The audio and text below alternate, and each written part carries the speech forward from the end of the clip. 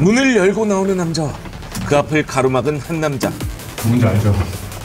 과연 이건 무슨 상황일까요? 나와. 제 남편이에요. 제 남편이야. 일정 나와. 소장 받으실래요? 얘기 좀 하실래요? 들어갈까요? 아니면 제가 소장 보내드릴까요? 선택하세요. 나와. 다 알고 왔으니까 나와. 뭐야? 그리고 빼꼼히 얼굴을 내민 한 여자. 뭐야? 빨리 나와. 나오라고. 무슨 상황이에요 지금? 번역하시는 분 오고 있으니까 나와. 같이 얘기하세요. 그리고 실체를 드러내는 베트남 여성. 내 핸드폰 줘! 너 핸드폰 보여주기로 했잖아. 그럼 나 버리죠! 너 거짓말 했잖아. 안 해! 그런데 내 거잖아! 너 뭐가 하는데! 2025년 4월 초 저는 한 의뢰인의 연락을 받고 남양주로 향했습니다. 안녕하세요, 투부부 정PD입니다. 오늘은 남양주에 있는 의뢰인이 제보를 주셨습니다. 지금까지 보셨던 그 어떤 사례보다 충격적이다. 김포에서 남양주로 가는 길이고요. 남양주에 가서 의뢰인과 함께 이야기를 나눠보도록 하겠습니다. 처참한 국제결혼의 현실을 그대로 보여주겠다는 의뢰인. 그는 과연 어떤 사연을 말해줄까요? 자, 일단 이 아파트에 베트남 여성과 함께 살았다고 하는데 어떤 이야기가 기다리고 있을지 굉장히 궁금해지고요. 상상 초월 충격 그 자체의 이야기가 기다리고 있다고 합니다. 매트릭스에 그런 얘기 나오죠. 아무것도 상상하지 마라. 그 모든 걸 뛰어넘는다. 경기도 남양주의 한 아파트에 살고 있는 의뢰인. 저는 의뢰인의 집으로 향했습니다. 안녕하세요. 안녕하세요. 반갑습니다. 기다려. 일어서. 머리 만지지 마세요. 일어. 83년생 서울에서 자영업을 하고 있는데 요식업 하고 있고요. 올해로 9년차 한자리에서 계속 오래 하고 있었어요. 건대 앞에서 중식당을 운영하면서 남양주에 살고 있는 오늘의 의뢰인. 저는 이 남성이 국제결혼을 시작하게 된 이유가 궁금해졌습니다. 국제결혼을 준비하게 되신 이유가? 한 12년 정도 만났던 한국 사람이랑 상대편 집안 반대도 있었었고요. 서로 실수한 것도 있고 서로 우울증도 조금씩 생겨서 헤어졌었거든요. 저 같은 경우에는 어릴 때 좀 아버지 어머니랑 떨어져서 혼자 기숙사 부산에서 혼자 살았었고 그 이후로도 계속 대학교도 부산에서 다녔었고 가족 부재가 좀 심했었죠. 그게 이제 제가 결핍이 좀 있었던 것 같아요. 가족을 만들고 싶다. 그거밖에 없었어요. 가족을 갖고 싶었어요. 저는 되게. 가족을 만들고 싶다는 소박한 꿈. 의뢰인은 그 소박한 꿈을 안고 베트남 국제결혼 업체들을 알아봤고요. 그중 한 업체를 선택해 결혼을 진행합니다. 업체도 뭐 한 3-4군데 접촉을 해봤는데 나름 뭐 좀 설득력 있게 얘기하는 것보다는 그냥 인간답게 얘기하시는 분이 있길래 가봤어요. 가서 만나봤는데 하이폰 구시가지로 가서 호텔에서 짐을 풀고 맞선장을 가자고 해가지고 갔죠. 아가씨들이 뭐 많이는 없었어요. 뭐 15명 정도 있어서 저의 이제 아내 된 사람은 1번이었어요. 한국말을 조금 하더라고요. 그리고 자기 관련된 서류를 싹 다 갖고 온 거예요. 그냥 저분 괜찮은 것 같은데 저분이랑 얘기를 좀 해보고 싶다. 그래서 이제 내가 호텔에서 얘기를 하는 걸로 해가지고 바로 선택을 하셨구나. 네. 다음날 바로 그 집 막 이사 갔어요. 아, 여자 집으로? 아버지 만나고 엄마 만나고 얘기하고 그날 뭐 데이트하고 밥 먹고 저는 이제 돌아왔죠. 할까 말까 잠깐 고민을 했는데 푸시를 하더라고요. 그래서 바로 결혼식을 안 했죠. 그리고 한 달 있다가 하겠다. 일단 돌아왔어요. 5일 만에 하는 빠른 결혼은 말이 안 된다고 생각했습니다. 업체는 빠른 진행을 원했지만 의뢰인은 일단 한국으로 돌아왔습니다. 하지만 한 달 뒤 이 남성은 이 여성과 결혼을 하기 위해서 베트남으로 향합니다. 2022년 10월의 일이었죠. 여자분이 나이가 어떻게 돼요? 2001년생이요. 고향이 하이퐁이에요? 빈푹 빈옌성. 바로 이 여성이요, 의뢰인과 결혼한 베트남 여성입니다. 2001년생의 이 여성은 어렸고 밝았고 쾌활했습니다. 한국어를 잘하는 게 좋아 보였다는 의뢰인. 하지만 때는 2022년. 저의 영상이 존재하기 전의 일이었죠. 여성에 대한 정보는 오직 업체에서 알려주는 것들 뿐. 그렇게 의뢰인은 이 여성과 2022년 10월 약혼식을 올립니다. 하지만 우리는 잘 알고 있습니다. 베트남 여성들에게는요, 무조건 확인해야 하는 5가지 비밀이 있다는 사실을요. 이 여성에게 혹시 문신이 있었나요? 예, 있었어요. 왼쪽 다리 복숭아뼈 위쪽에 제일 크게 장미 문신 크게 있었고요. 해골 쪽에 가족은 어쩌고 저쩌고 다 영어로 써 있었고 목에 이렇게 자기 생일. 문신이 그럼 그렇게 3개. 다리 하나, 팔 하나, 목 하나. 아내에게는 총 3군데의 문신이 있었습니다. 목에 새겨진 자신의 생일, 가슴 윗부분에 레터링, 그리고 다리에 장미 문신이 있다고 하는데요. 아쉽게도 다리에 장미 문신은 사진을 확보하지 못한 상태입니다. 뭐 페이스북은 뭐 확인하셨나요? 페이스북, 뭐 카톡 뭐 다 섞어가는 얘기를 했는데 그 당시에 대화했던 것들로 보면은 지금 지금이랑은 완전 틀리죠. 정말 무슨 현모양처처럼 막 진짜 얘기도 하고. 어디선가 교육받은 느낌. 아내는 착하고 다정했고 연락도 끊어지지 않았다고 합니다. 그렇다면 이 두 사람 전통 결혼식은 했을까요? 그럼 혹시 전통 결혼식은 하셨나요? 했어요. 21년도 11월 13일 날 약식 결혼식을 했어요. 전통은 뭐 23년에 하셨겠네요. 아니에요. 12월 달인가 했을 거예요. 22년 12월이요? 금방 하셨네. 많이 왔나요 사람들이? 네, 많이 왔어요. 약혼식을 올리고 난 한 달 뒤 두 사람은 전통 결혼식도 올립니다. 이 사진이 바로 두 사람의 전통 결혼식 사진인데요. 전통 결혼식은 성대했고 가족, 친척, 이웃들이 모두 참석해 축복 속에 치러졌다고 합니다. 하지만 의뢰인은 아직도 아무것도 알지 못했습니다.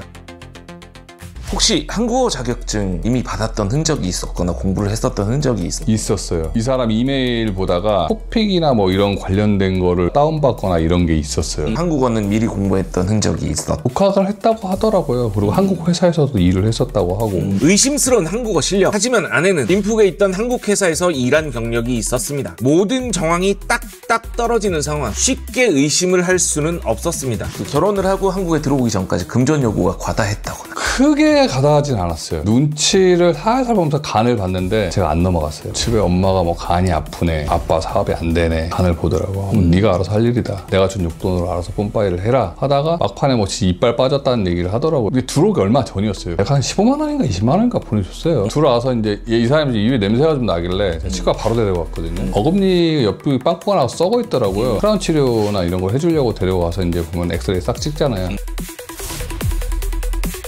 이빨 뽑은 흔적 없어요. 그 이빨 뽑은 것도 거짓말이었고. 거짓말. 어디 사진 훔쳐와가지고 나한테 했다고 하고 연기하고 뭐 손 물고 있고 아프다고 막. 작은 거짓말들은 흔했습니다. 하지만 그 정도는 모두 참아줄 수 있다고 말하는 의뢰인. 조금 뭐가 이상해서 중간에 이 여자랑 결혼하면 안 되겠다라는 생각을 하신 적은 없으세요? 처음에는 3개월쯤 됐을 때 교제 기간 때는 철저하게 이 사람 저한테 되게 잘했어요. 맞선, 약혼식, 전통 결혼식, 그리고 3개월의 기숙사 생활. 아내는 흠잡을 데 없이 착한 여자였고요. 문제 행동은 찾아볼 수 없었다고 이야기합니다. 그렇게 아내는 한국에 입국을 하게 됩니다. 한국에 언제 입국을 했나요? 23년 3월 19일 날 들어왔어요. 아침에 비자 연장하는 거 빨리 해달라고 해서 빨리 해줬고 시간 맞춰 빠바박 해줬고 한국 가면은 빨리 애를 낳고 엄마한테 뭐 잘해야 되겠다 이렇게 했는데 딱 들어오니까 열심히 간을 보더라고요. 뭐 제 동선 파악도 해보고 뭐 했겠죠. 일단 태도가 싹 바뀐 게 아니라 어느 정도는 거리를 두더라고요. 그러니까 자기는 도망가지 않겠다. 안 도망가지 않으니까 자기를 믿어라. 늘 루틴이 제가 들어오면은 화장실에서 항상 뭘 하고 있어요. 거기 가서 뭐 샤워하는 척, 피부 관리하는 척, 그 유튜브 틀어놓고 뭐 하는 척, 나 화장실에 있어요 하든지 아니면 여기 공부방에 문 닫아놓고 공부하는 척 하니까 뭐 한다. 똑같아요. 항상 뭔가 후다닥 들어가서 뭘 하고 있는 느낌. 너무나 똑같은 패턴으로 지내는 아내. 그 똑같음이 너무나 의심스러웠던 남편. 귀가를 하면 언제나 같은 자리에서 같은 행동을 하고 있다? 좀 무서운 느낌이 들 것도 같습니다. 하지만 한국의 친척들에게 아내를 소개해야 하는 한국 결혼식 준비 때문에 크게 신경을 쓸 수는 없었습니다. 그때 좀 바빴어요. 9월 달에 이제 한국 결혼식을 제가 해주기로 해서 8월 달에 웨딩 촬영도 해야 되고 남자 여자 결혼하는 그 과정을 저 혼자 다 준비해야 되잖아요. 스드메 다 하시고 예식장 예약에 뭐 의심스러운 느낌도 잠시 바쁜 일정들과 생업 때문에 의뢰인은 정신이 없었습니다. 그리고 그렇게 시작된 한국 결혼식. 지금 보는 이 사진이요, 바로 의뢰인과 베트남 아내의 한국 결혼식 사진입니다. 한국에서의 결혼식 역시 성대했고요. 수많은 가족, 친척, 그리고 지인들이 찾아와 축하를 해줬다고 합니다. 그리고 그날 아내는 그 누구보다 아름다웠다고 합니다. 결혼식까지 다 하고 마치고 신혼여행은 뭐 베트남 비자로 어딜 가요? 중국이나 태국, 라오스, 캄보디아 여기밖에 더 있어요. 갈 데가 없으니까 너네 집 가자 그랬죠. 결혼식 후 신혼여행은 처갓집으로 결정을 했습니다. 한국 입국 후 6개월 만에 찾아가는 베트남 처갓집. 의뢰인은 베트남 처갓집에서 아내와 아내의 가족들과 즐거운 추억을 많이 만들었다고 이야기합니다. 물론 신혼여행이니까요, 두 사람의 작은 다툼도 없지는 않았을 겁니다. 하지만 신혼여행 후 뭔가 예사롭지 않은 일들이 발생하기 시작합니다. 10월 달쯤에 막 방광염 있다고 방광이 너무 아프대. 그래가지고 제가 약을 일단 사서 먹였죠. 먹였는데 그래도 아프대. 일단 병원 가자 해서 데려갔죠. 그래서 소변 검사를 해보니까 성병이 쫙 나온 거예요. 성병이 쫙 나온 거예요. 방광염을 호소하던 아내. 하지만 병원에서의 검사는 충격적이었습니다. 페이퍼로 한번 볼 수 있을까요? 여기 있네요. 이거는 제가 이제 결혼 전에 받았던 거. 이건가요? 다예요 이게. 검사 받을 때마다 계속 나왔어요. 의뢰인은 아내를 산부인과에 데려가 혈액검사를 포함한 다양한 검사를 진행했습니다. 그리고 그곳에서 총 4가지의 성병이 확진, 당연하게도 남편인 의뢰인에게까지 이 성병은 전염이 된 상태였습니다. 비임균 요도염, 상세불명의 비뇨 생식기계 현모충증, 하부 요로 생식기 및 성매개 감염원이 임균 12종, 3종 이상의 복합 감염, 뭐 이렇게 적혀 있네요.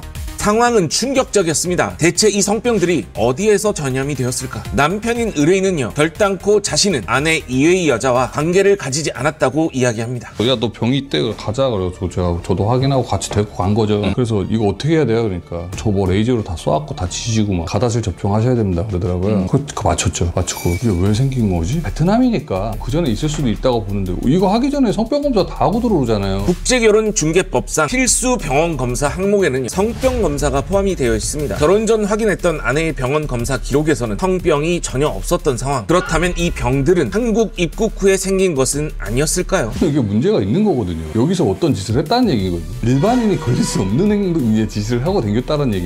하지만 이마저도 의뢰인인 남편은 덮고 넘어가기로 합니다. 이 상황을 문제 삼기에는 집안과 가족의 문제 해결이 더 시급했기 때문이라고 이야기합니다. 제가 제정신이 아니었던 거예요. 어머니가 이석증에 걸리셨고 치매 증상까지 같이 오셨었어요. 수습하러 다녀야 되고 어머니 몸 치료해야 되고 그러던 도중에 어머니 모시고 가다 제가 교통사고가 나서 2주 동안 병원에 입원을 했어요. 2023년 10월의 성병 사건, 그리고 두 사람은 아무런 문제 없이 1년의 결혼 생활을 지속합니다. 작은 다툼들, 똑같은 일상의 반복. 의뢰인은 일에 전념하기 위해 아내의 의심스러운 행동들을 애써 외면했습니다. 하지만 숨어있던 문제는 드디어 터져나오기 시작합니다. 그랬더니 어떤 상황이 벌어졌나요? 이 성병 사건 이후에. 알바하는 언니들이랑 외박을 하겠대요. 10월 달에. 좋다. 대신 너 갔다 온 여행 사진이랑 언니들이랑 같이 있는 사진을 실시간으로 나한테 사진 찍어서 보내고 영상 통화 한번 하자. 오케이 하더라고요. 네. 안 받아요. 같이 일하는 베트남 언니들과 여행을 다녀오겠다는 아내. 연락을 잘 하겠다던 아내는요, 여행 기간 동안 연락이 두절되었습니다. 전화도 받지 않고 사진도 보내주지 않았던 그 짧은 2박 3일. 남편인 의뢰인은 분노가 차오르기 시작합니다. 그게 몇 박 며칠, 2박 3일을 갔던 거예요? 아니면? 2박 3일이요. 기다렸죠. 들어왔더라고요. 들어와서 열어봐 했는데 동영상이 있어요. 난리 났어요. 동영상 찍고 있어. 저로 가. 내 핸드폰 줘! 너 핸드폰 보여주기로 했잖아. 그럼 나 뭘 줘? 너 거짓말했잖아. 안 해! 그런데 내 거잖아! 저 뭐가 하는데! 사진 보여주고 다 보여줘. 줘! 오픈해야 된다니까. 줘! 왜 열어봐? 나 보내줘. 왜안 내봐? 빨리 열어봐 빨리. 저를 찢어 죽일 듯한 눈빛으로 소리치려고 나. 결국은 전화 안 열고 열었으면은 큰일 날 사진을 여기 다 있죠. 결국 그날 아내의 핸드폰을 열 수는 없었습니다. 하지만 미친 듯 분노하며 핸드폰을 돌려달라고 하는 저 아내의 반응, 저것만으로도요, 대충의 상황은 짐작이 갑니다. 저 휴대폰 안에는 엄청난 것들이 들어있겠구나. 그날 이제 지가 쫄리니까 폭력 만들어서 저 신고하려고 고발을 막 했는데 저는 뭐 터치 하나도 안 했으니까 지가 해서 저 비상계단으로 떨어져가지고 자해를 하려고 하더라고요. 그래서 잡았어요. 그리고 바로 112에 신고를 했죠. 그래서 마무리가 됐고 걔 이후로 집에 나갔어요. 1년 반의 평화는 끝이 났습니다. 아내는 입국 18개월 만에 그렇게 집을 나갔습니다. 결혼 기간 동안 남편은 아내에게 물심양면으로 최선을 다했습니다. 과일을 좋아했던 아내에게 가격은 신경 쓰지 말라고 하면서요, 비싼 열대 과일을 박스채 공수해왔고요. 한국어를 배우고 싶어하는 아내를 위해서 다문화센터가 아니라 건국대학교 어학당을 등록을 해 한국어를 배우게 해줬습니다. 하지만 그런 노력도 무용지물. 아내는 집을 나갑니다. 근데 여기인데 여기에 이제 여성분이 지내셨어요? 그리고 이 방의 모습만이 아내가 이 집에 살았었다는 그 사실을 보여줍니다. 짐들이 좀 남아있나요? 너무 많아요. 이게 다 옷부터 신발, 화장품은 웬만한 여자들 한 10년치 이상으로 있죠. 그리고 아내가 사용했었던 이 수많은 화장품들. 뭐 장사를 하려고 있었나요? 거의 그 나가고 나서 어떻게 됐어요? 나가고 나서 왔다리 갔다리 했어요. 저희 집으로. 완전 가출이 아니라 전화는 받으니까 신고가 안 돼요. 얘는요, 저를 물주로 놔두고요, 거의 안 들어오다가 집 뭐 필요한 거 있으면 막 달라고 들어오고, 그리고 저 몰래 이제 나가는 시간에 들어와서 문 따고 들어오고. 비밀번호 박아버렸거든요. 근데 카드키랑 다 있으니까 찍으면 다 들어오니까. 가출을 한 아내는 수시로 집을 들락거립니다. 비밀번호를 바꿔도 소용이 없었습니다. 왜냐하면 아내에게는 카드키가 있었으니까요. 그렇게 가출 아닌 가출이 지속되던 상황, 그게 2024년 10월의 일이었습니다. 그렇다면 이 의뢰인은요, 아내를 찾으려고 하지 않았을까요? 여자가 집을 나갔잖아요. 그 뭐 찾으려고도 안 하셨고 뭐 그러셨잖아요. 연락을 했죠. 연락하면 어디 있다고 지가 알려줬으니까. 너 지금 어디 있냐 하면 어디 있다라고 얘기를 그 여자가 했고, 자기가 스스로 얘기를 했어요. 왜냐면 날씨가 추워지니까 옷이 없잖아요. 아우터 살려면 막 20-30만 원 넘어가니까 좀 갖다 달래 나한테. 어떻게 해요? 와이프니까 줘야 될 거 아니에요. 그러다가 이제 누님분이 이 여자 어디 있는지 찾고 싶다 이러신 거예요. 너 어떻게 된 거야? 그랬더니 누나 얘 이렇게 해서 그래서 나 어떻게 해야 돼? 그러니까 누나 가게 근처에 있었어요. 누나 가게가 거기 가깝거든요. 제가 누나한테 얘기를 해줬죠. 번지수를 알려줬죠. 근데 만약에 집이 여기 있으면 그 여자애랑 사는 집이 있으면 한 3블록 앞에가 저희 누나 가게였었어요. 미터로 따지면 1km에서 500m도 안 되는 거리였어요. 그 누나가 이제 퇴근하고 좀 지켜본 거죠. 그럼 그렇게 해가지고 누님이 잠복을 해가지고 찾아낸 거네요. 찾아냈죠. 가출을 한 아내는요, 기숙사 동기였던 여성의 집에 머물고 있었습니다. 그 집은 송파구 삼전동의 한 옥탑방, 이 영상과 사진이요, 바로 그 삼전동 옥탑방의 모습입니다. 이 장소에서 아내는 약 2달간 지냈고요, 남편은 심지어 겨울옷을 챙겨서 이곳에 가져다 주었다고도 이야기합니다. 그리고 의뢰인의 누나는요, 이 옥탑방에서 약 500m 정도 떨어진 곳에서 장사를 하고 있었던 상황. 그렇게 누나는 올케를 며칠간 지켜봅니다. 그리고 결정적인 장면을 포착.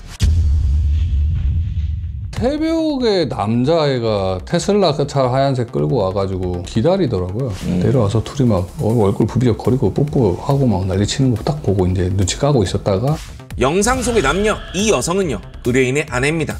그리고 그녀와 애정 표현을 하고 있는 이 남자는 한국 남자입니다. 이 영상만 봐도요, 오래된 연인처럼 보여지는 두 사람. 당장 달려가서 멱살을 잡고 싶은 마음을 억누른 채 의뢰인의 누나는 미행을 이어갑니다. 돌아가는 거 누나가 차 타고 쫓아가서 제 집을 알아냈어요. 호수까지 들어가서 다 찾았어요. 똑같이 주차까지 해서 같이 주민인 척하고 확실하게 확인하고, 어떻게 아다리 잘 맞아서 그렇게 확인했고, 그리고 나서 이제 나중에 계속 거기서 누나가 몇 번씩 지켜보고 했는데, 날짜 대충 맞춰가지고 가서 얘기를 하자 문 따고 들어간 거예요. 이 두 사람은 과감하게 여행도 다니고요, 호텔도 다니고 여기저기 참 많이도 돌아다녔다고 합니다. 그렇게 찾아낸 이 남자의 집, 올케와 상간남이 함께 있던 상황을 확인했던 누나는 의뢰인과 함께 이 집으로 쳐들어갑니다.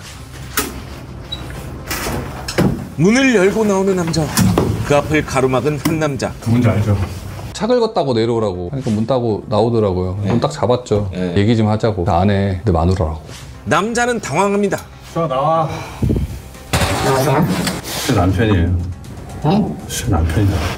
유성 나와. 소장 받으실래요? 얘기 좀 하실래요? 들어갈까요? 아니면 제가 소장 보내드릴까요? 선택하세요. 설명을 해달라고요. 그리고 이 상황이 어리둥절합니다. 제가 이제 가족관계 증명서를 들고 왔어요. 내 신혼이고 저 사람 신혼이니까 확인 한번 해보시라. 당황한 남자. 빨리 나와. 다 알고 왔으니까 나와. 내가 분명히 기회 줬다 내가. 뭐요? 그리고 빼꼼히 얼굴만 내밀고 상황을 지켜보는 아내. 빨리 나와. 나오라고. 뭐 하고 있었냐? 나와. 끝났어 이제. 무슨 상황이에요 지금? 번역하시는 분 오고 있으니까 나와. 어떻게 하실래요? 얘 데리고 사실래요? 네? 결국 모습을 드러낸 아내. 하지만 미안한 기색은 찾아볼 수 없었습니다. 지금 째려보는 거야? 너 어저께 언니가 어떻게 했어? 다 알고 있다고 그랬지? 아주 그냥 앙큼해. 그렇게 울면은 다 돼? 옷 입어 빨리. 그런데 이 남자는요, 이 여성이 유부녀라는 사실을 알고 만나왔던 걸까요?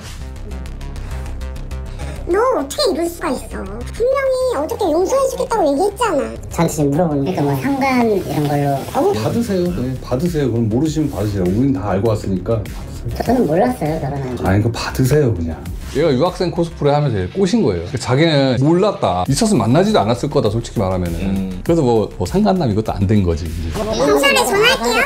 경찰에 전화할게요. 감정이 격해진 의뢰인과 누나. 결국 그렇게 의뢰인은 아내를 데리고 옵니다. 그리고 남친이자 동거남이었던 한국 남성은요, 이후 아내에게 문자로 이별을 전해옵니다. 끌려가서 나한테 오고, 네 남편이 그날 우리 집에 찾아온 날부터 우리는 끝난 거야. 네가 왜 나한테 그렇게 거짓말하는지 몰랐는데 뭐 문자 다 장황하게 다 남아있어요. 이 문자가 바로 그 동거남이 아내에게 마지막으로 보낸 문자입니다. 그렇다면 이 두 사람은 의뢰인 몰래 대체 얼마나 뜨거운 연애를 이어왔던 걸까요? 그 열정과 뜨거움은 바로 이 아내의 반응을 보면 쉽게 유추가 가능합니다. 내 핸드폰 줘! 너 핸드폰 보여주기로 했잖아. 그럼 나 뭘 줘? 너 거짓말했잖아. 안 해! 그런데 내 거잖아! 너무 거 아는데! 아내가 그토록 숨기려고 했던 핸드폰 속의 사진과 영상 그리고 메시지들, 그 판도라의 상자를 지금부터 하나하나 열어서 보여드리겠습니다. 그러면 그때 2박 3일 갔다 온다는 게 이거예요? 네. 활활 불이 타오르고 있습니다. 그러면 이게 10월달 그때 여행을 갔다 온 거고 억새가 있고 막 좀 추운 옷 입고 있었던 게 그 여행 갔다 온 게 24년 10월달. 아, 하트하고 같이 차 타고. 간단하게 보면 이렇게 호텔에서 둘이 찍은 사진도 있고요. 아내의 휴대폰 속에는 두 사람의 뜨거운 연애 과정이요, 빠짐없이 여과 없이 저장이 되어 있었습니다. 함께 차를 타고 여행을 다녔고요, 전국 팔도를 누비며 다녔습니다. 애정 표현 역시 뜨거웠습니다. 누가 보면 오래된 연인 혹은 부부 사이로 오해도 가능할 정도였죠. 그리고 차에 설치된 태블릿에 이렇게 서로의 이름을 적으면서 애정 행각을 벌이기도 했죠. 남편인 의뢰인이 본다면 피가 거꾸로 솟을 수 있는 상황. 그렇다면 이 아내는 이 남자를 대체 어디에서 만나서 이렇게 뜨거운 관계까지 도달하게 된 걸까요? 이걸 어떻게 아시게 됐는지. 이 남자를 어디서 만났냐 물어보니까 자기가 일했을 때 단골로 온 손님이다. 단골로 온 손님이다. 단골로 온 손님이다. 근데 이 남자가 자기한테 되게 잘해주고 자기한테 연락처를 얻어갖고 따로 만나자고 해서 만났대. 아내가 숨겨왔던 성병의 근원, 너 여기 병이 있는 게 많은 남자들이랑 자서 걸린 병이야. 그리고 아내의 또 다른 남자들. 자기가 안마를 해서 돈을 벌어서 주겠다는 게. 나의 베트남 아내가 혹시 창녀? 내가 무슨 사창가 포주도 아니고. 수시로 그 남자에게 문자를 보내고 사랑을 속삭였습니다. 아내의 단골 손님이었던 남자친구, 아니 동거나. 그 만남과 아내의 충격적인 비밀은요? 이걸 어떻게 아시게 됐는지. 이 남자를 어디서 만났냐 물어보니까 자기가 마사지 일했을 때 단골로 온 손님이다. 단골로 온 손님이다. 단골로 온 손님이다. 마사지 하고 있다. 스스로 얘기했어요. 마사지 가게에서 몸을 팔면서 일을 했다는 아내의 충격적인 고백. 아내는 남편 몰래 마사지 가게에서 일을 했었고요, 그곳에서 이 동거남을 만났다는 겁니다. 같이 살던 집 뒤 마사지 가게에서 마사지 하면서 이 남자한테 돈 받고 섹스를 하면서 단골 손님이었대요. 근데 이 남자가 자기한테 되게 잘해주고 자기한테 연락처를 얻어갖고 따로 만나자고 해서 만났대. 그러면서 사귀게 된 거고 그렇게 설명을 하더라고. 너 걔랑 살으라고. 그냥 걔 사랑하면 걔랑 살아. 뭐 살다니까.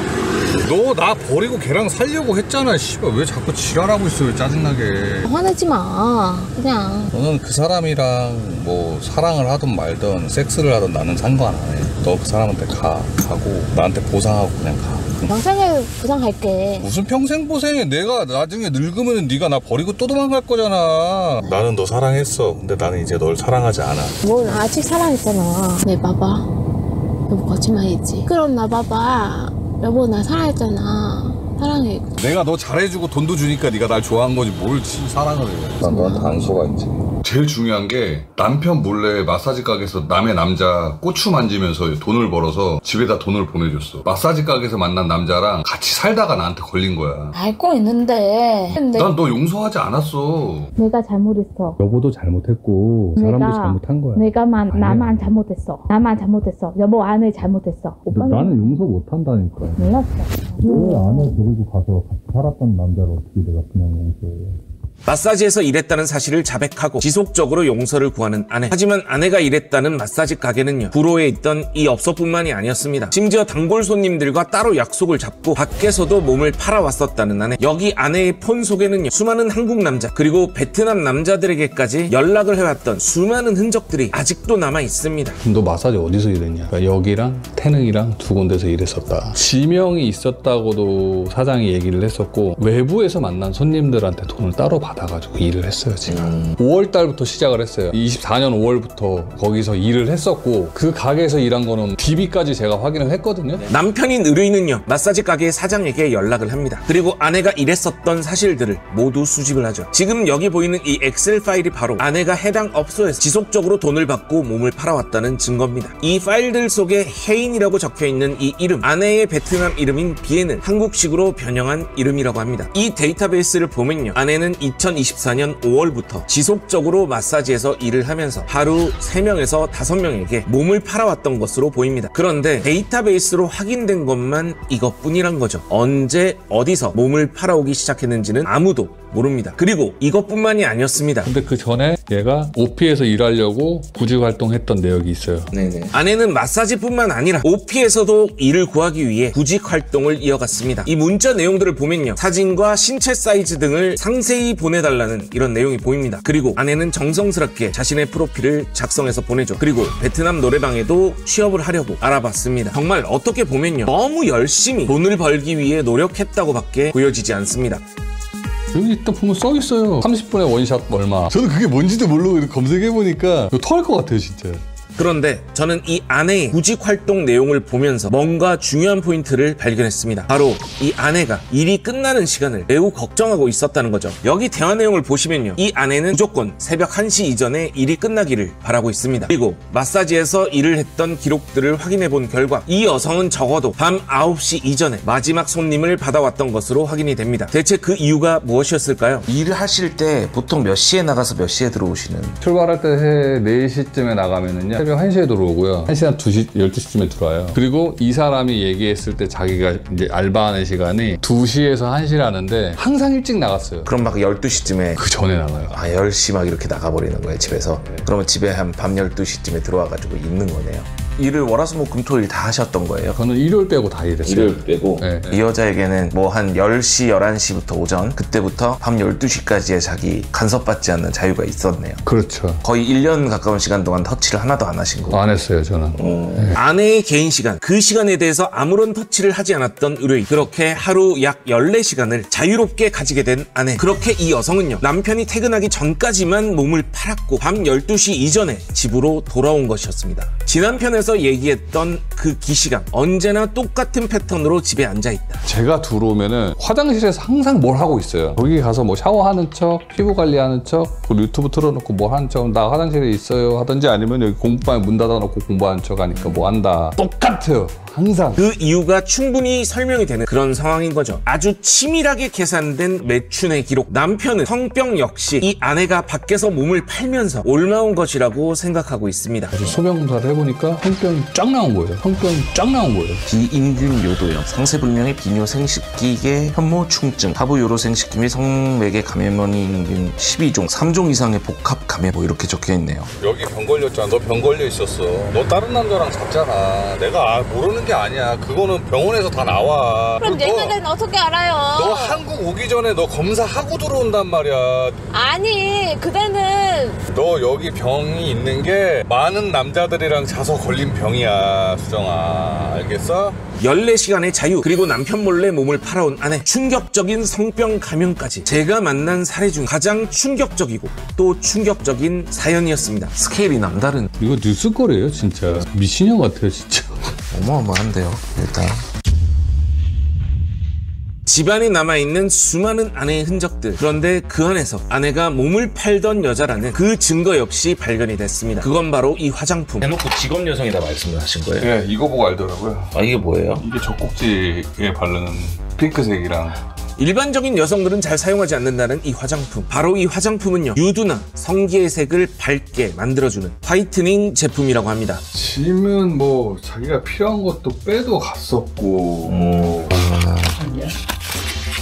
다른 남자와의 동거, 그리고 충격적인 아내의 직업. 과연 이 의뢰인은 아내를 어떻게 했을까요? 잡아가지고 그럼 어떻게 하셨어요, 그 다음에? 일단 설득을 했죠. 그래도 내 마누라니까. 그러니까 나이가 어리잖아요. 너 왜 이러고 다녔냐. 엄마 언니가 시켰대요. 돈을 많이 달라고. 갔으면은 집에 돈을 보내야지. 그래서 제가 얘 이체한 거를 한번 봤거든요. 여기 지금 보니까 보통 보낸 거 없어요. 지통장으로 다 보냈어요. 집을 위해 돈을 벌어야 했다. 번 돈을 모두 부모님께 보냈다. 하지만 돈을 보냈다는 증거는 그 어디에도 없었습니다. 하지만 이 의뢰인은 다시 한번 아내에게 기회를 주려고 합니다. 나쁜 짓 하면 안 돼. 뭐 여기서 몸파하는 건 니네 나라에서는 모르겠는데 우리나라에서는 크나큰 죄다. 그리고 너는 지금 바람을 한 번을 핀 게 아니라 2번 이상이다. 일단 용서해 줄 테니까 나는 남편으로서 도리를 하는 거니까 너는 내 옆에 붙어 있어서 내 식당일 같이 도와라. 하루에 4시간에서 5시간 일하면 75,000원씩 적립시켜서 돈을 주겠다. 싫어하더라고요. 자기 나가서 일하겠대. 모든 거 다 얘기할 테니까 자기 나가서 일을 하게 해달래요. 돈을 벌어서 위자료를 주겠대. 너 이거 내가 소송 걸면 위자료 기본 3,000이라고. 넌 지금 바람 피다가 나한테 걸렸기 때문에,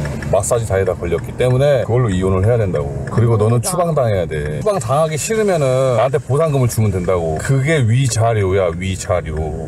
여보 얼마나 주는데? 내가 얘기했잖아, 너한테 그때. 너 나한테 4,400만 원 줘야 된다고. 깎아줘.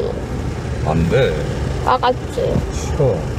깎아주세요. 너는 내가 용돈 주고 되게 잘해주는데 네가 마사지에서 돈까지 버니까 넌 나한테 계속 있었던 거야.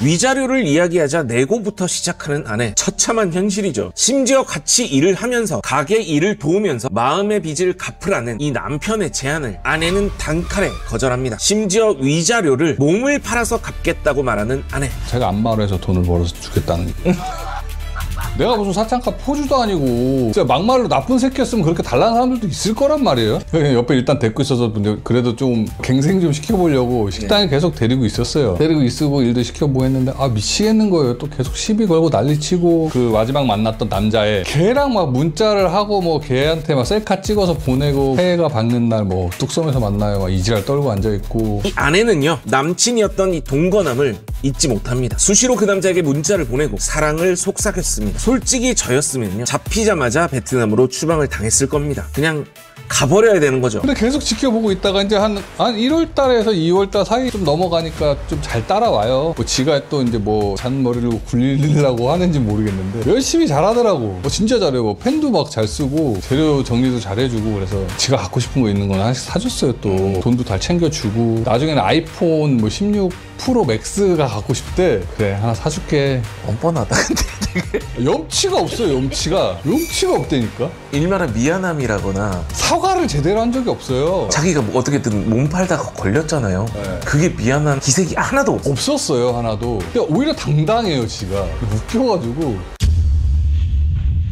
그렇게 가게에서 일한 지 2달. 아내의 태도가 조금씩 바뀌기 시작합니다. 남편의 일을 잘 도와줬고요. 의심스러운 행동도 눈에 띄게 줄었다고 말하는 의뢰인. 그렇게 2025년 3월이 되었습니다. 아이폰 거기에서 마지막에 사주고 여성의 날 때문에 자기 또 집에 가고 싶대요. 대신 잘 지내, 잘 해보자, 착하게 지내보자. 그래서 보내주기로 했거든요. 근데 조건이 있었지. 대신 내 핸드폰 보고 싶을 때 네 핸드폰 내용 보여주게 해줘. 그러니까 오케이 하더라고요. 근데 베트남 가기 전날 핸드폰 한번 보자. 안 보여주네? 깠어요. 그 전 남자애랑 뭐 키스하고 있는 사진 그대로 걷다 옮겨놓은 거예요. 변한 줄 알았던 아내는 전혀 변한 게 없었습니다. 아내의 휴대전화에는요 동거남과의 애정 행각이 담겨있던 사진들이 여전히 가득 있었고요. 수시로 주고받았던 문자 역시 가득 있었습니다. 이 대목에서 우리는 옛말이 절대 틀리지 않는다는 확인을 할 수 있었죠. 사람은 절대 고쳐 쓰는 게 아니다. 도저히 안 되겠다고. 나 너랑 힘들어서 못 있겠다고. 그렇게 한번 생각을 해보고 다시 잘 지낼 수 있을 것 같으면 다시 한번 생각을 해봐라 하고 가더라고요. 그렇게 아내를 베트남으로 보낸 의뢰인. 아내의 외국인 등록증은 남편이 보관 중이라서요. 이 여자 혼자 한국에 다시 들어오기도 힘든 상황. 그렇게 지긋지긋했던 2년간의 결혼 생활이 마무리됩니다. 그리고 의뢰인은 아내와의 이혼 소송을 시작합니다. 제가 이제 4월 1일 날에 이혼 소송을 하려고 준비를 하고 있었는데 29일 전에 저한테 문자 와서 빨리 이혼하고 싶어요. 지가 잘못해놓고서 지가 이혼해달래. 너 염치도 없냐고. 바람피는 여자, 그렇게 남자들이랑 섹스하면서 돈 벌러 다니는 여자랑은 협의혼해줄 생각 추호도 없다고 나는. 협의혼 없고 이혼 소송 할 거라고. 그럼 너 혼자 이혼 소송해. 그리고 저 차단하더라고요. 내가 거기서 있으라고 했는데 말없이 29일 날 들어왔어요. 들어왔어요? 네, 좀 들어와 있어요. 아내는 남편 몰래 어느새 한국에 들어와 있었습니다. 외국인 등록증이 없으면 외국인 등록증 발급 사실 확인서를 가지고 입국할 수 있다는 사실, 그 모든 편법을 이 여자는 아주 잘 알고 있었습니다. 한국에 들어와 있다는 건 어떻게 하신 거예요? 위임장에 사인하고 가라고 한 2장 내가 받아놓은 게 있었어요. 그리고 자기가 신분증을 다 놔두고 갔어요. 근데 그거 들고 가서 이제 받을 수 있잖아요. 위임장에 서명했으니까. 실크 사실 증명 그걸 받았죠. 뜨더라고요. 지난 3월 2일 베트남으로 돌아갔던 아내는 3월 29일 단 27일 만에 한국으로 돌아옵니다. 그리고 이제는 더 이상 연락이 되지 않는 상황. 그런데 이 여성, 아내의 체류 기간은 올 9월까지입니다. 과연 이 여성이 잡히게 된다면 법의 처벌은 가능할까요? 제가 출입국 관리소에 문의를 해보면 노래방에서 일한 거는 제재 사항이 아니래요. 근데 저는 이해가 안 되는 거예요. 결혼 이민자로 와가지고 노래방 도우미로 일하는 거는 상관이 없다는 거네요. 일단은 출국관리법 위반 사항은 아닙니다. 뭐 성매매 같은 거를 하면은 형사적으로 이제 처벌을 받겠죠. 그런 행위 없이 노래방에서 도우미를 일하면 출국관리법 위반 사항은 아닙니다. 노래방 도우미도 일종의 지구권이거든요. 이거는 증거가 지금 있는 거잖아요. 이 남자는 마사지에서 만난 남자고 했고 이 여자는 자기가 마사지에서 일을 했다고 했고 일단은 출입구법에 위반은 정확히 했어요. 이 여성의 죄는 한두 가지가 아닙니다. 불법 성매매를 했고요. 성병을 남편에게 전염시켜 상해를 입혔습니다. 또한 매춘을 목적으로 한국에 입국을 했었다는 정황이 명백하기 때문에 사기죄에 해당할 수도 있습니다. 하지만 이런 법적인 처벌 이외에도 의뢰인이 바라는 것은 명확했습니다. 저희 투부부 채널에 제보를 하신 목적이 있으실 것 같아요. 이거는 제가 저 혼자만 알고 넘어가면 안 되고요. 저 이후로 다수의 피해자가 굉장히 많이 발생할 것 같아요. 이 여자가 한국에 있으면은요. 네. 그리고 이 사람 한국 사람한테 계속 접촉을 하려고도 하고요. 제가 이 사람 어학당 보내줬을 때도 건대생인 척 하면서 도서관에서 남자들한테 굉장히 많이 접근했었어요. 공대 애들한테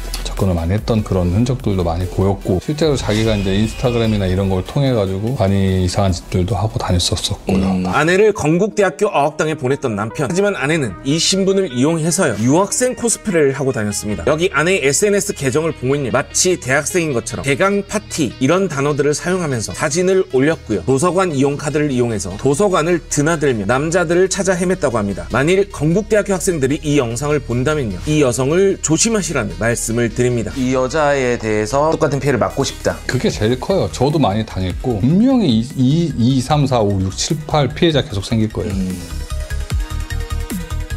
오늘은 자신이 피해자라고 얘기하는 이 베트남 여성 600여라고 불리우는 웬티 흥비엔 바다 향기 이분의 게시물을 보면서 피해자인 남편과 대화를 나눠보도록 하겠습니다. 그리고 이 모든 내용에는요 그에 상응하는 증거를 보여드리도록 하겠습니다. 네, 안녕하세요. 잘 오셨습니다. 제가 급하게 오시라고 말씀드린 이유는요 몇 가지 좀 확인할 부분이 있어서 이 영상을 본 이 여성분이 장문에 글을 올렸어요. 그 뒤에 달리는 베트남 사람들의 댓글들이 굉장히 이 여성의 말을 믿는 쪽으로 많이 넘어가는 부분들이 있었어요. 그 이유가 몇 가지 있는 게 제 영상 자체가 베트남어로 번역이 돼서 나온다고 해도 그 의미 전달이 정확히 되지 않았거나 뭐 이런 부분들이 있을 수 있어서 자, 여기 보이는 이 게시물이요 이 여성이 직접 작성했다고 보여지는 게시물입니다. 장문의 글과 16개 이상의 이미지로 이루어져 있습니다. 오늘은 그 부분을 이제 통역까지 정확히 해주실 수 있는 분을 모시고 지금 왔고요. 하나하나 이 여자가 하는 말에 대한 정확한 이제 대답을 좀 들어보고 싶어서 이렇게 모셨습니다. 같이 오신 분은 누구시죠? 저희 친누나. 아, 누나분. 그 영상에서 습격했을 때 촬영을 담당하셨던. 네네. 그러면 이야기를 하면서 좀 가보도록 할게요. 2023년 초 저는 남편과 함께 한국으로 왔고 처음에는 정말 행복했습니다. 행복했다 보기보다는 그냥 가짜 연기를 했죠. 3개월 동안 얌전히 있으면 보증금을 돌려줬다라고 스스로 진술을 했고 그 이후로는 다른 여자로 변했어요. 너와 나 안 사랑해서 결혼했잖아. 인정했잖아. 거짓말 안 했는데? 다른 남자한테 시집을 가지고 왜 나한테 왔어? 사기를 치려면 나한테 치지 말지 다른 사람한테 사기를 치지 왜 나한테 사기를 쳤냐고. 3개월 안에 도망 안 가면은 보증금 돌려받는다고 네가 얘기했던 거 기억 안 나?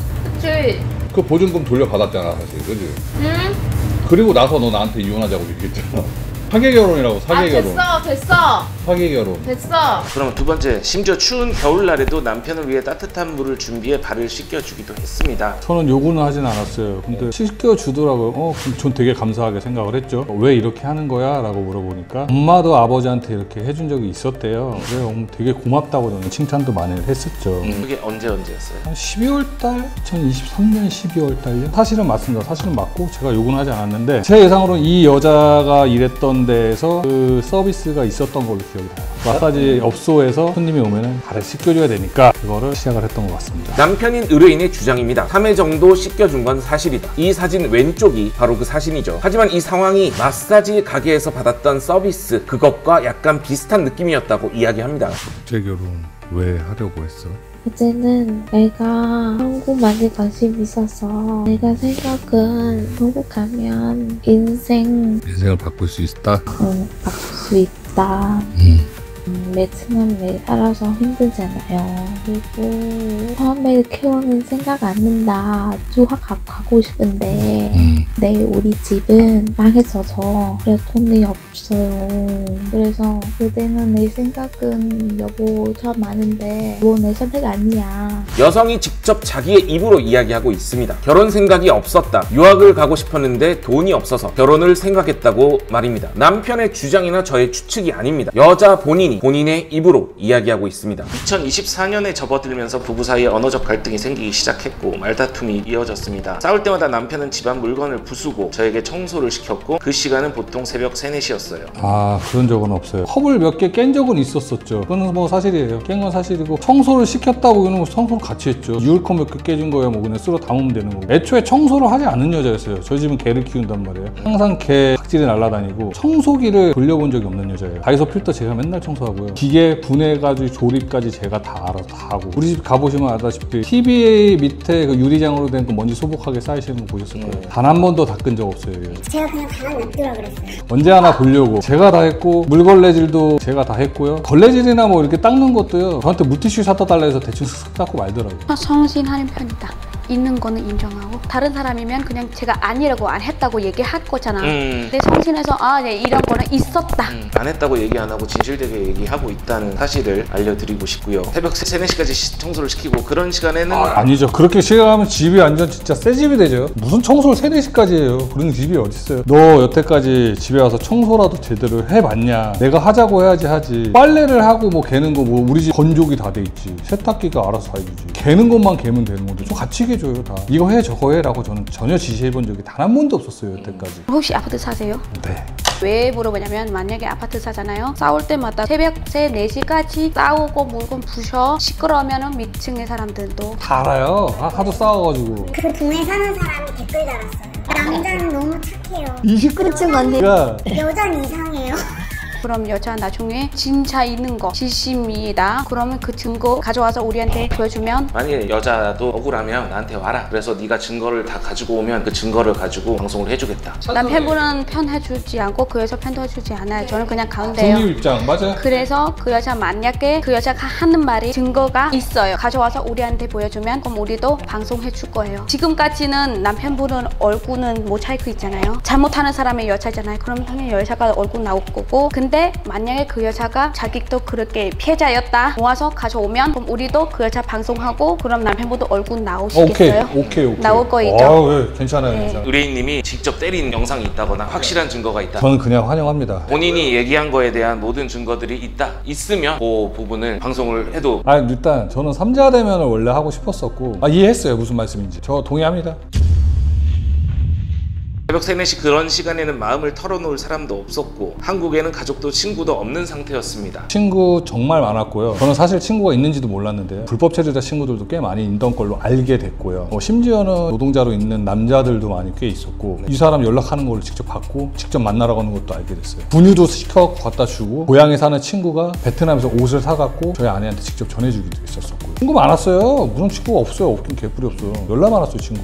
이 여자가 뭐 그 친구들하고 연락을 계속 해왔던 것들은 뭐 캡처가 돼 있거나 한 건 없죠? 있고요. 그리고 심지어는 그 남자가 일자리가 없었어요. 아기를 먹여 살리려면 돈이 더 필요하대요. 베트남 남자? 네. 그래서 저희 친구가 평택에서 자동차 2차 전지 프레임 만드는 공장을 하는 친구가 있는데, 그 친구한테 용접 가공하거나 아니면 그라인더 작업할 수 있는 잡부로 일을 하면은 못해도 한 달에 한 350, 400만 원을 벌어요. 그쪽에 일자리를 알아보려고 제가 이 친구 신분증 사본도 받아가지고 그쪽에 넣어주려고도 했었어요. 남편이 가지고 있던 아내의 대화네요. 이 대화 내용을 보면요, 아내가 친구도 가족도 없었다고 이야기하는 이 모든 주장이 반박이 됩니다. 아내는 끝없이 지인들과 연락을 이어갔고요. 친구들이 집에 찾아오기도 했다고 합니다. 심지어 이 남편은요, 평택에서 사업을 하고 있던 친구에게 부탁을 해서 아내의 베트남 남사친을 취업까지 시켜주려고 했습니다. 증거가 다 있는 상황이죠. 하지만 이 아내는요, 베트남에서 만났던 전 남자친구, 이 남자와도 한국에서 연락을 이어갔다고 얘기합니다. 저는 그 남자 신분증 사본도 가지고 있어요. 얘가 지금 말하는 거는 거짓말인 게, 나랑 결혼했으면 나랑 살아야 되는데 나랑 결혼하기 전에 한국 남자를 사귀어가지고 그 남자를 나랑 결혼하면서도 계속 만났어요. 나랑 결혼하기 전에 한국 남자친구도 있었고, 계속 연락하고. 증거가 있나요? 있고요. 경찰서에 지금 이 사람이 스스로 쓴 자필 진술서도 있고, 이렇게 녹음해서 카톡으로 보낸 거죠. 다시 눌러봐요. 이 남자와 만났다는 증거는요, 제가 받았습니다. 이 여자가 직접 자필로 경찰서에 제출하려고 쓴 진술서가 있어요. 이 문서는요, 아내가 직접 경찰서에 제출한 진술서입니다. 이 진술서에 따르면요, 아내는 베트남에서 한국 남성과 연애를 했었고요, 그 남성과 한국에서도 만나왔다는 사실이 아주 자세하게 진술이 되어 있습니다. 이 문서는 위조한 게 아닙니다. 직접 베트남어로 작성, 한국어로 번역이 되어 있고요, 내용 확인 후 스스로 지장을 찍은 것까지 확인이 됩니다. 일단은 그래서 마음을 털어놓을 사람도 없었고 한국엔 가족도 친구도 없는 상태라는 이 말은 조금 신뢰하기 힘듭니다. 수업이 끝나면 학원 친구들과 놀거나 외식하는 것도 포기를 하고 집으로 돌아가 남편 밥을 했습니다. 이렇게 나오거든요. 수업이 12시인가 1시쯤에 끝날 거예요. 네네. 그럼 뭐 제가 들어서 밥하라고 저는 명령한 적이 단 한 번도 일단 없고요. 자기가 뭐 놀고 싶으면 어디 놀겠다고 저한테 문자 보내요. 뭐 어디 치킨 먹으러 간다 뭐 한다. 잘 놀러 다녀요. 돈 보내달래요. 그 문자들이 있죠. 찾아보면 있을 거예요. 찾아서 다 보내주세요. 남편의 카카오톡에는요, 이렇게 아내가 누구를 만난다, 누가 집으로 놀러 온다, 언니들과 놀 것이니 돈을 보내달라는 등의 수많은 문자들이 저장이 되어 있습니다. 그러면 밥을 해준다는 이 여성의 주장은 어떻게 된 걸까요? 밥을 한다고 해서 뭐 들어와서 뭐 하거나 이런 게 아니라 자기가 미리 해놓고 가요. 해봤자 반권이라고 그러나요? 그래서 제가 그 얘기를 밥하기 좀 반권 한 5개 말아놓고 나가. 그거 먹고 나갈게 그냥 그러거든요. 어차피 가게에서 뭐 먹으면 되니까. 제가 일하는 시간에 새벽 1시 들어오는데 집에 밥을 뭐 몇 번을 먹겠냐고. 이 사람이랑 먹을 수 있는 시간도 한 번밖에 없고요. 이 남편은 오후 4시 정도에 집에서 나갑니다. 그리고 새벽 1시까지 자신이 운영하고 있는 중식당에서 일을 합니다. 함께 밥을 먹을 수 있는 시간이라고는요, 아내가 다문화센터에서 돌아오는 오후 1시부터 4시 사이 단 3시간입니다. 성관계에서도 남편은 변태적인 성향을 보였고 이전 연인과의 관계를 이야기하며 야동을 보여주고 코스프레 복장을 요구를 했다. 그 다음에 체험제를 먹고 섹스 동영상을 찍었다. 아, 다 뻥이고요. 미친 소리 같아요. 저는 체험제를 먹인 적이 없고요. 먹은 적도 없습니다. 체험제가 뭔지도 모르고요. 저는 발기부전 치료약이라고 해야 되나요? 왜냐면 제 나이 되면 먹어요. 먹기도 하고 발기가 안 될 때가 많죠. 그렇기 때문에 그거는 필수적으로 먹어야 되는 거고, 옷을 뭐 구매를 해서 뭐 입혔다, 동영상을 찍었다. 옷은 스스로 구매를 했어요. 그 사람이 쿠팡을 이용해서. 리스트도 다 있습니다. 스스로 구매했다고요? 그 사람이 제 비밀번호랑 다 알기 때문에 그 유두랑 성기에 바르는 로션도 자기가 구매를 했고요. 그러면 혹시 자기 사다 달라고 아니면은 스스로 사는 증거가 있어요? 일단은 스타킹 주문을 해달라고 해서 그 스타킹 보면서 지가 이것도 사줘 하면서 지가 같이 다 찍어갖고 장바구니에 담아놨어요. 평소에 이런 거 사달라고 요청을 많이 해왔다. 아, 그런 것도 있었고요. 그런 야한 속옷 입는 것을 되게 좋아했어요. 야한 속옷 사달라고 해서 입고 소셜 업데이트 해가지고 거기다가 몸 파는 사진 올린 거예요. 남편의 주장에 따르면 이 여성은요, 섹시한 속옷을 입는 것을 즐겼다고 합니다. 이렇게 속옷만 착용한 사진을요, 자신의 SNS에 업로드할 정도였죠. 그리고 생리 때에도 그런 날조차 저를 봐주지 않고 이런 날일수록 더 신나게 해야 된다. 저 소파에서 잤고요. 코 곤다고 저 항상 갈궈가지고 우리 집 촬영해서 보셨을 거예요. 소파 위에 이불이랑 베개 있는 거. 저는 거기서 그 사람 잠들 때까지 자면은 그때 들어가서 제가 잡니다. 걔 헛소리 하지 말았으면 좋겠어요, 진짜. 그리고 냄새 나는 거 저 진짜 싫어요. 냄새 나는 게 싫었다고 말하는 남편. 기억을 되돌아보면요, 아내가 입국했었을 당시에도 입냄새 때문에 아내를 치과에 보냈다는 내용이 나옵니다. 들어와서 이제 이 사람이 이제 입에 냄새가 좀 나길래 치과 바로 데려갔거든요. 어금니 옆이 빵꾸가 나서 썩어 있더라고요. 그리고 코골이 때문에 함께 잠을 자는 것을 거부당했다는 남편. 이렇게 안방이 아닌 거실 소파에 이 남자가 생활했던 흔적이 아직도 남아 있습니다. 2025년 3월 7일 저는 경찰에 신고를 했습니다. 남편과 시누이가 저를 폭행했기 때문입니다. 남편과 시누이가 3월 7일이 아니고요. 3월 1일 오후 한 3시 정도 됐을 거예요. 일단 그 여자 날짜가 틀렸어요. 경찰에 신고한 거는 사실이에요. 왜냐면 왜 신고를 했었냐면은 이 사람이 출국 일자가 3월 2일이었고요. 3월 1일 날 제가 이 사람 이제 휴대폰을 보자고 얘기를 했었어요. 제가 사준 아이폰 프로맥스 16이었었고 거기서 그 전에 만났던 남자들 사진이랑 문자가 다시 나왔어요. 그 사이에 이제 실랑이가 생겼고 몸싸움이 일어났었고 저는 휴대폰을 확보를 하기 위해서 이 사람이 몸싸움이 일어났을 때 이 사람이 제 휴대폰을 가지고 112에 신고를 했어요. 제가 때렸다고 허위 신고를 했죠. 제가 이 사람 관련된 신고를 굉장히 많이 했었고 옛날 자해했던 신고도 있었어요. 경찰 왔는데 경찰이 상황을 봤었고 다산 지구대에서는 이 사건을 다 알고 있어요. 이 사건 보고 서로 질문을 했어요. 아내한테 폭행 당한 위치 볼 수 있을까요? 다 확인했어요. 그 다음에 저한테도 뭐 폭행 당하거나 맞은 흔적이 있나? 예, 저는 허벅지를 잘리다시피 물어 뜯겼어요. 여기 물렸다. 증거 있나요? 아, 있습니다. 사진이랑 다 있고요. 네. 그리고 그것도 경찰관 선생님이 직접 찍어주셨어요. 또 남양주 여청계에 직접 제출도 해주셨고 그 여자랑 다 얘기를 하고 서로 처벌을 원하겠냐? 저 여자가 먼저 스스로 얘기했어요. 아, 저는 처벌을 원하지 않는다.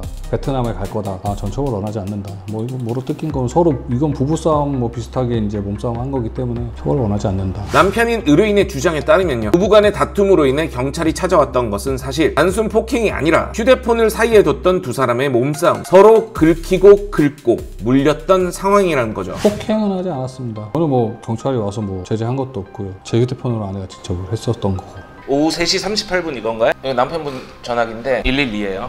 112.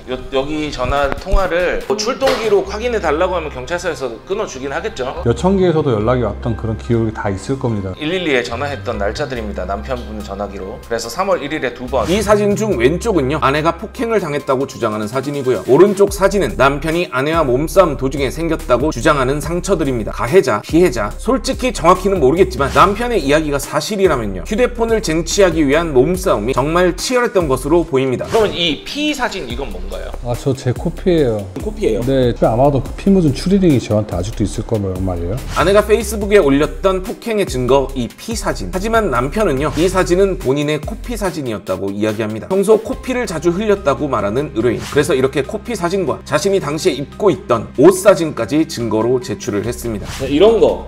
네, 뭐 연기하는 거죠. 피인지 뭔지도 모르겠고요. 이것도 지금 입만 나왔어. 코랑 입만. 아, 기억나시잖아요. 롤스로이스 사진 퍼와서 지 거라고 거짓말했던 애인데. 그 롤스로이스 주인 오늘 저한테 전화 왔었거든요. 제가 이 여자가 찍은 사진인 줄 알고 올렸던 사진 하나가 이 여자가 어디서 퍼와가지고 도용을 한 사진이었습니다. 여기에 나오던 건대 사진들 제가 모자이크 친 건 일부러 쳤어요. 누가 봐도 도용 사진들이었거든요. 그러니까 본인이 진짜 두들겨 맞았다, 장소가 남편이랑 같이 있었던 집이라는 증거가 있어야 제가 뭐 사람들도 믿고 모두가 믿지 않을까 라는 생각이 들고요. 일단 두 사람의 폭행 피해 증언들이 서로 상충이 됩니다. 그리고 단순히 부어오른 눈, 코피 사진, 코피가 묻어있는 옷 사진만으로는 폭행의 증거로 인정되기는 힘든 상황이죠. 게다가 이 여성이 주장하고 있는 사진들은요, 전부 클로즈업이 된 사진들 뿐입니다. 본인의 사진이 맞는지조차 단정이 힘든 상황인 거죠. 그리고 더 중요한 건요, 일단 이 여성이 주장하는 내용 중에 날짜 부분이 완벽하게 틀렸다는 겁니다. 이 여성이 주장하고 있는 폭행 날짜는요, 3월 7일입니다. 날짜가 틀렸잖아요. 어떻게 3월 1일날 그런 신고했던 사실이 있고 출국은 3월 2일날 새벽에 했어요. 어떻게 날짜가 5일을 틀려요, 자기가 자기 고향 간 날짜도 기억을 못하냐고. 그런 사람 말을 어떻게 믿어요? 40만 원 요거 결제 날짜 2월 23일, 무려 열흘 전에 비행기표를 사가지고 이 여자를 고향에 다녀오고 싶다고 해서 보내기로 했다. 그 증거가 이게 되는 거죠, 이제. 남편인 의뢰인은요, 경찰서에 가서 당시 출동 내용에 대한 증거 제출을 위해 정보 공개를 요청한 상태입니다. 정보 내용이 확인이 되면요, 제 채널의 게시판에 그 내용을 공개하도록 하겠습니다. 폭행을 하고 이 여자가 신고를 하니까 두려워서 내보냈다. 요 말은 뻥입니다. 성립하기가 좀 힘들어 보입니다. 자, 남편은 저를 감금하고 폭행했으며 핸드폰과 서류까지 빼앗았습니다. 그런 적이 있습니까? 없습니다. 감금을 어떻게 해요? 아파트인데 문 열고 나가면 되죠. 감금은 일단 말이 안 되는 게, 저도 쓸 줄 모르는 월패드 앱을 이 사람이 예전부터 깔아서 쓰고 있었어요. 예전에 이 사람이 집을 나갔을 때 월패드에 이제 자료를 보려고 앱을 설치를 했는데 가입이 안 되더라고요. 뭐지? 해가지고 이미 가입이 돼 있대요. 선생님, 저는 가입한 적 없는데 가입이 돼 있네요. 누가 가입이 돼 있나요? 사모님이 가입했구만요 하면서 아이디를 봤는데 아이디가 수정이네요. 언제 가입했나요? 보니까 2024년 3월 달이에요. 감금 당하시는 분이 앱까지 사용도 하시고 뭘 감금을 당해요. 제가 거의 사찰 당했죠. 아내는 아파트의 출입, 방문인 통제까지도 가능했던 아파트의 보안 시스템 어플에도 가입을 해 있었습니다. 남편은 오후 4시부터 새벽 1시까지 집에 오지도 않는 상황. 감금이 맞는 걸까요? 저는 항상 일단 팩트로 얘기를 하기 때문에, 그리고 지금 영상에 있는 모든 자료는요, 일단 제가 이혼에 필요한 법정에 다 제출했던 판사님이 본 자료들이에요. 왔다 갔다 푸고 뭐 이렇게 만들었던 자료가 아니기 때문에 이 사람이 어떻게 하든지 말든지 저는 뭐 알 바 아니고요. 판단은 스스로 하시면 됩니다. 일단 증거를 들고 오시면 돼요. 하고 싶은 말이 있으면 증거를 가져오시면 됩니다. 핸드폰과 서류까지 빼앗았다라고 하는데 핸드폰 제출했다고 했고, 외국인 등록증은? 외국인 등록증은 이 사람 스스로 잊어버렸어요. 그리고 저한테 스스로 잃어버려서 다시 만들어야 된다고 했던 문자도 있고, 제가 양주 출입국 관리소를 이 사람 직접 데리고 갔었고요. 사진도 같이 찍어줬고, 직접 수령은 또 가기가 힘드니까 택배 수령을 하겠다. 이 사람 출국 후에 저희 집에 도착했습니다. 3월 한 7일 이후에 도착을 했을 거예요. 7일에서 8일 사이에요. 여러분들이 아시다시피 출입국이나 경찰서 이런 데서 이제 전화가 오거나 서류가 오는 것들은 위조를 할 수 있는 부분이 아니에요. 절대 위조를 할 수 없으니까 이런 것들 가지고 저희는 증거를 가지고 장난을 치지 않습니다. 자, 이것도 저는 좀 충격이었는데, 저에게 베트남 가족과 인연을 끊으라고 강요했습니다. 남자들과 섹스를 해서 돈을 벌었고 왜 마사지에서 일을 했고 왜 바람을 폈니라고 이유를 물어봤었죠. 그러니까 이 여자가 하는 말이 언니와 엄마가 강요를 했다라고 저한테 그렇게 얘기를 했어요. 저는 그 가족들한테 제가 직접적으로 메시지를 보냈어요. 너네 때문에 딸이 이렇게 됐다는 거에 대해서 너희들도 책임이 있으니까 사과를 했으면 좋겠다. 언니가 이 사람한테 받았던 돈이 있어서 그걸로 장사를, 지금 이미테이션 장사를 심하게 특이하게 하고 있어요. 명품관이더라고요 집이. 너가 그랬다고 하니 너는 네 동생이 행복하기를 바라야 되는데 왜 딸을 무슨 사창가 포주 마냥 그렇게 착취를 하냐. 특히 너 언니, 네가 제일 빌런 같으니까 너는 연락하지 마. 아내의 불륜 그리고 성매매 업소에서 일했던 사실, 그 모든 사실을 알게 된 남편은요, 아내에게 그 이유를 물었고요. 아내는 가족이 돈을 달라고 했다고 얘기합니다. 그리고 그 사실을 들은 뒤 가족들에게 메시지를 보내죠. 가장 많이 자주 돈을 원했고 아내의 선물을 탐냈다는 아내의 언니. 남편은 그 사실을 듣고 아내의 가족들에 대한 모든 신뢰가 사라졌다고 이야기합니다. 남편은 제 언니도 이겠다고 협박을 했다는데, 이기겠다고 얘기한 게 아니라 넌 진짜 내가 만나면 너 진짜 패***라고 니 때문에 네 동생이 다 망쳤다고 홧김에 얘기했어요. 뭐 죽여버린다고 살해 협박을 한 건 아닙니다. 그치요. 예. 다른 남자랑 살고 있다는 거, 마사지에서 일을 했다는 거를 모두 알게 된 다음 이 언니에게 했던 얘기라는 거죠. 그쵸. 나와. 다 알고 왔으니까 나와. 뭐요? 그리고 실체를 드러내는 베트남 여성. 문제는 언니와 엄마가 그렇게 돈을 요구했기 때문이라고 했기 때문에 저는 그렇게 얘기를 한 거죠. 괜히 제가 뭐 미친놈도 아니고 멀쩡한 언니, 엄마한테 욕을 뭐하래요.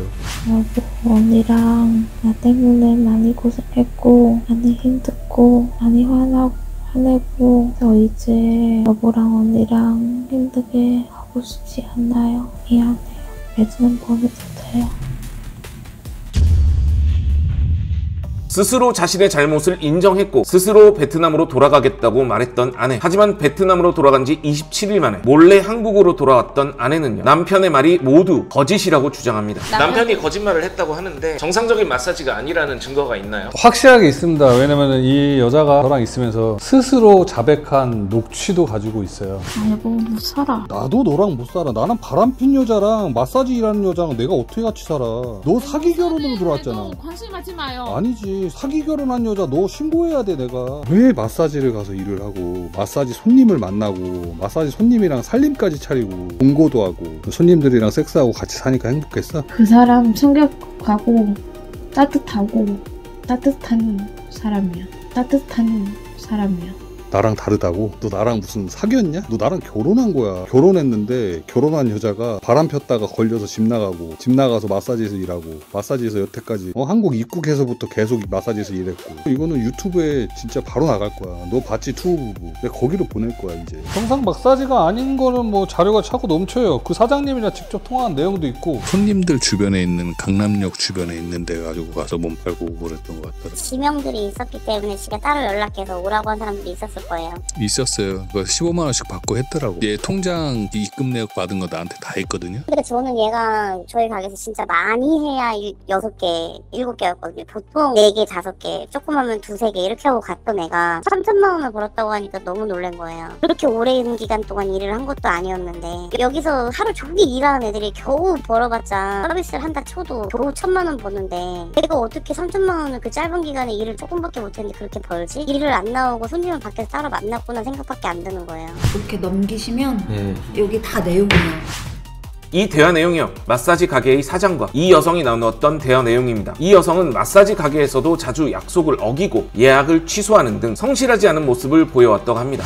근데 여기서 성실이라는 단어가 좀 어울리지 않는 것 같기도 합니다. 많은 사람이 궁금하는 거는 이 여자가 600번이나 아니면 600명이랑 같이 관계하는 거 어떻게 알아요? 많은 사람들은 이거 말이 안 되는 소리라고 했어요. 그러니까 제가 이 장부를 쭉 다 봤는데 하루에 2번 한 날도 있고 하루에 5번 한 날도 있습니다. 최소로 잡기로 하고 한 달에 20일 해가지고 3명 뭐 한 10개월 정도 했다 쳤을 때 600회 정도 나오지 않겠느냐.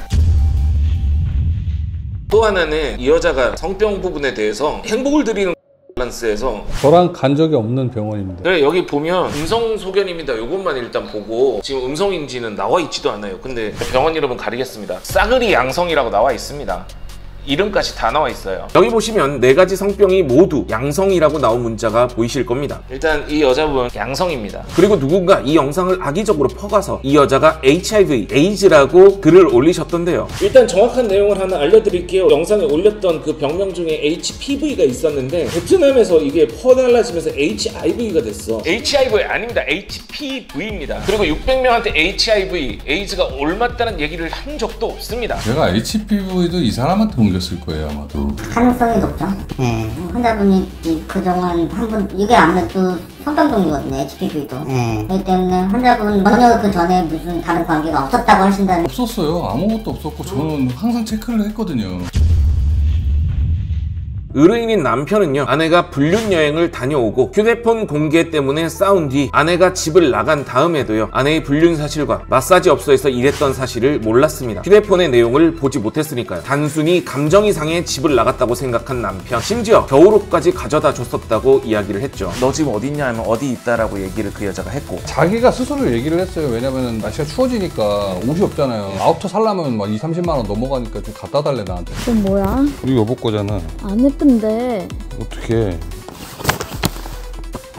집에 가져갈까 그냥? 다른 거 갖고 올까? 괜찮아. 괜찮아?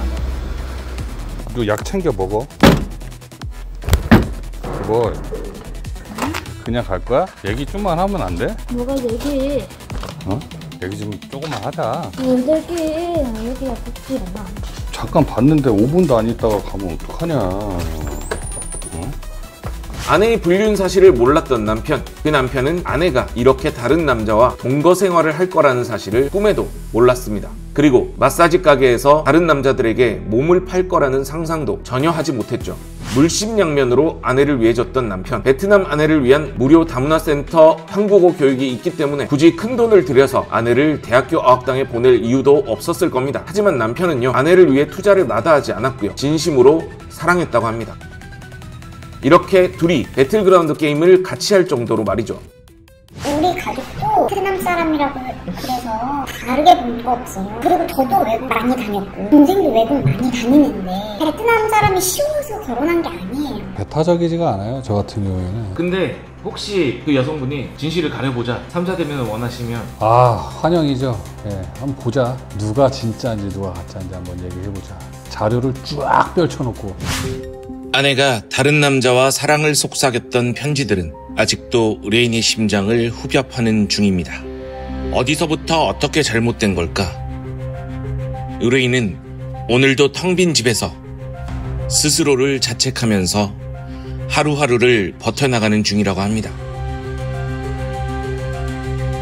천인공노할 죄를 짓고도 한국에 몰래 들어와 또 다른 피해자를 양산할 수 있는 의뢰인의 아내, 이 여성을 공개 수배합니다. 이 여성의 이름은 웬티 흥비엔, 2001년생 베트남 북부 빈푹성 빈옌 출신 여성입니다. 이 여성은 지난 2023년 한국에 입국해 결혼 생활을 유지하며 마사지, OP 등의 성매매 업소에서 일을 해온 것으로 보입니다. 또한 마사지 가게의 단골 손님과 연애를 하고 동거를 하는 천인공노할 짓을 해왔습니다. 심지어 마사지에서 다수의 남성과 성관계를 하며 성병을 얻었고 이를 다시 남편에게 전염시키는 등 말도 안 되는 짓을 수도 없이 벌여온 것으로 보입니다. 현재 이 여성은요, 한국에 몰래 들어와 지내는 상황이며 비슷한 업종에서 일을 할 것으로 추정됩니다. 또한 또 다른 피해자들이 발생할 수 있는 상황임을 알려드립니다. 이 여성을 목격했거나 고용을 하고 있는 고용주들께서는 제보 부탁드립니다. 여러분들의 제보가 또 다른 피해자가 생기는 것을 막을 수 있습니다. 사람은 사람답게 살아야 합니다. 목적이 수단을 정당화하면 안 되는 거죠. 제 와이프가 이렇게 말을 합니다. 똑같이 눈이 두 개고 팔다리 두 개씩인데 저 여자는 대체 왜 그런 일을 하냐고 말이죠. 베트남 사람들 역시 이런 상황을 부끄러워한다는 이야기입니다. 저희 투부부는 여러분들의 이야기로 채워가는 채널입니다. 여러분들의 이야기를 제보해주세요. 여러분들의 용기가 필요한 시간입니다. 그리고 구독과 좋아요로 저희 채널을 응원해 주시기 바랍니다. 여러분의 관심이 더 나은 대한민국을 만드는 아주 큰 힘이 됩니다. 감사합니다.